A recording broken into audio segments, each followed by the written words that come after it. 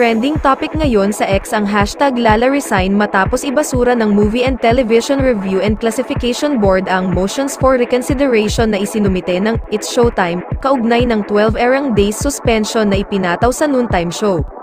Si MTRCB Chair Lala Soto ang tinutukoy umano sa nasabing hashtag. Sa isinagawang pagdinig ng Senado para sa proposed 2024 budget ng MTRCB nitong Miyerkules, September 27, nilinaw ng MTRCB Chair na hindi siya sumali sa botohan ng board hinggil sa naturang desisyon sa It's Showtime.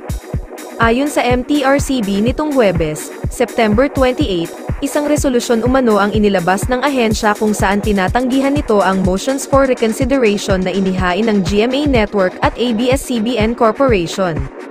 Sa naturang hashtag, nagpahayag ang netizens kaugnay sa ibinasurang apela ng It's Showtime. Komento ng netizens, alam niya na maraming viewers ang It's Showtime kaya ginagawa niyang apakan para siya umangat, pag-uusapan ba yang Soto na yan kung hindi nagpapansin gamit ang It's Showtime, malamang kung wala ang It's Showtime hindi siya makikilala ng karamihan, hashtag Lala resign. Matapos idiin sa napaka-petty na dahilan ang It's Showtime biglang mag-anhibit kasi sangkot ang tito-titohan niya, hashtag Lala resign, hashtag Lala ayaw mag-resign kasi makapal mukha. Lala Soto, hindi kita kilala ng personal pero sa inaasal mo parang walang nagmamahal sa'yo, hashtag abolish MTRCB. Noto political dynasties hashtag Lala resign, but si Joey De Leon di masususpend, pero yung walang ginawa, hay nako ang lala mo sobra ka hashtag Lala resign.